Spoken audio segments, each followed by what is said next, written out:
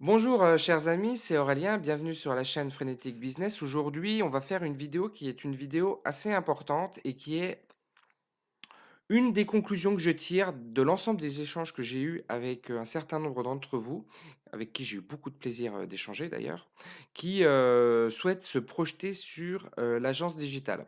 Alors véritablement, je vous demande de l'écouter avec, une forte attention parce que si vous avez l'ambition d'ouvrir une agence, web, agency, une agence digitale, une agence marketing digital, c'est, un concept le concept que je vais vous présenter est un concept extrêmement, extrêmement, extrêmement important. Vous avez 2 types d'agences. Vous avez un premier type d'agence qui est ce qu'on appelle les agences de confort. Les agences de confort, c'est quoi? C'est le community management.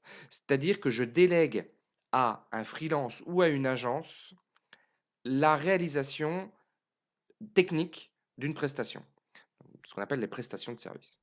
C'est-à-dire que je vais lui demander de me faire, la modération, des commentaires. Je vais lui demander de me publier et de gérer un peu mes réseaux sociaux, mon profil Instagram, ma chaîne, YouTube, par exemple, vous voyez? Plutôt que de le faire moi-même. Parce que si je le fais moi-même, ça me prend trop de temps et je préfère demander à quelqu'un qui le fera mieux que moi. Donc ça, c'est le premier type d'agence. Vous avez aussi la gestion de TripAdvisor, par exemple. La gestion de TripAdvisor, c'est des choses qui se font dans les restaurants, par exemple, qui ont, 5 ou 6 avis par jour. Il y a besoin de suivre ça et effectivement, c'est mieux de le déléguer plutôt que de le gérer en interne, puisque souvent c'est mal fait, en fait. Donc je confie à un expert une situation que je ne veux pas faire moi, parce qu'elle m'est trop pesante. Ce type d'agence, on peut en vivre, c'est quelque chose que vous pouvez lancer, c'est de la gestion de réseaux sociaux, c'est quelque chose qui est tout à fait, viable économiquement. Comprenez que vous êtes cadré et ce qu'on appelle capé par un chiffre d'affaires. Quand vous travaillez de cette façon-là, votre chiffre d'affaires est capé puisque enfin, il est capé le la tarification pardon, est capée puisque vous êtes dans un secteur en concurrence et donc vous allez devoir vous adapter par rapport à vos concurrents et au prix de vos concurrents, OK? Ça, c'est un premier type d'agence. Mais vous avez un deuxième type d'agence. Deuxième type d'agence, c'est l'agence qui ne fait pas que de la gestion, mais qui est, on va appeler ça de l'opportunité. C'est-à-dire que vous avez l'opportunité et vous êtes en développement par rapport à la stratégie qui est dans l'entreprise. Vous allez développer sa visibilité. Vous allez développer son chiffre d'affaires. Vous allez développer ses objectifs. Vous allez participer à la réalisation des objectifs de l'entreprise. Et quand vous êtes dans ce deuxième type d'agence, alors vous pouvez facturer beaucoup plus cher. Vous pouvez même facturer en commission sur chiffre d'affaires. Vous êtes dans une stratégie digitale que l'entreprise ne maîtrise pas du tout et dans lequel vous allez pouvoir lui amener ce qu'on appelle des leads, des nouveaux clients. Et c'est ce qu'on appelle le inbound et le outbound marketing, ce que je vous ai déjà présenté dans les deux vidéos, enfin dans deux vidéos précédentes que vous pourrez évidemment aller voir. Et donc, quand vous êtes dans cette, situation-là, vous avez une tarification qui est véritablement à la carte par rapport à la prestation que vous êtes capable de délivrer. Vous pouvez la délivrer de différentes manières. Une des manières les plus connues, mais ça n'est certainement pas la seule, c'est, la publicité Facebook. Mais la publicité Facebook n'est qu'un moyen d'une stratégie beaucoup plus globale. Ce que je veux vous dire par là, c'est que vous devez maîtriser quelque chose d'extrêmement important qu'on appelle la chaîne de valeur.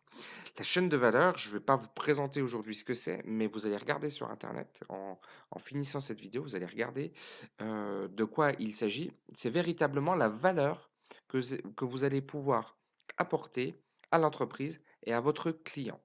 Et plus cette valeur est haute, plus vous pouvez faire une tarification chère.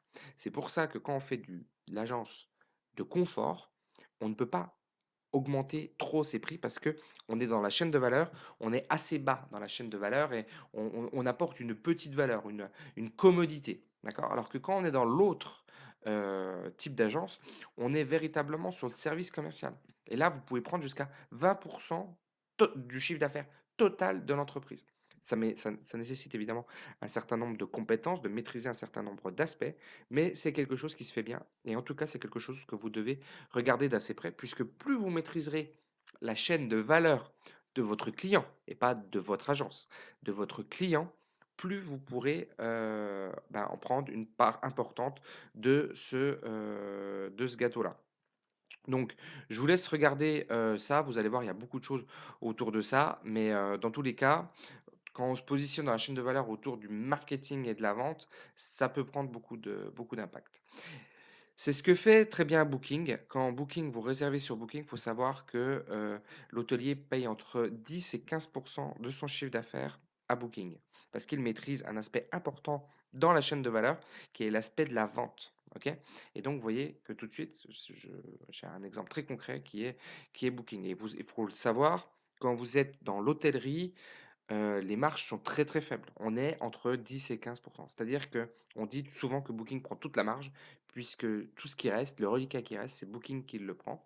Mais on mise, quand on est hôtelier, sur le volume d'affaires, par exemple, pour, s'y retrouver tout simplement. C'est-à-dire qu'on remplit ses chambres et ces chambres, même si on parce qu'on a beaucoup de charges fixes quand on est dans l'hôtellerie et donc on va, payer ces charges fixes grâce au volume que va nous amener Booking, même si les marges sont très, très faibles.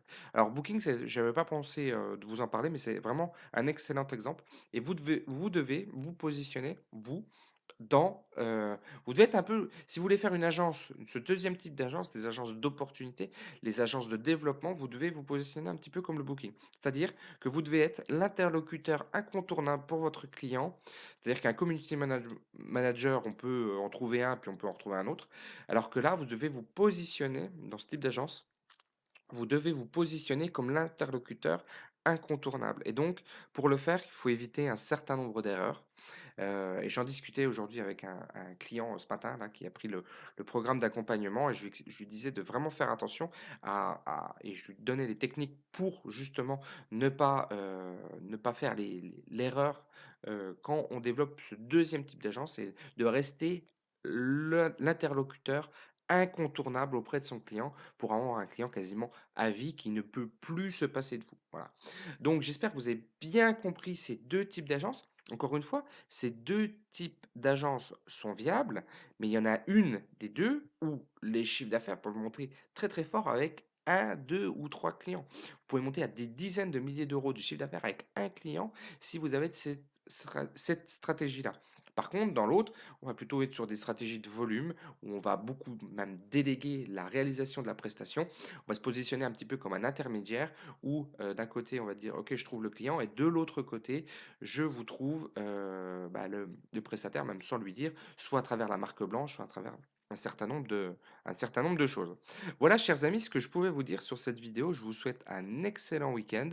N'hésitez pas à nous rejoindre sur le groupe Facebook si ce n'est pas encore fait. On parle de l'agence. Je vais m'astreindre à mettre un certain nombre de messages autour de ça et également, si vous souhaitez un appel avec moi pour échanger sur votre projet d'agence, c'est avec, grand plaisir que je le ferai. Je vous mets également le lien dans la description.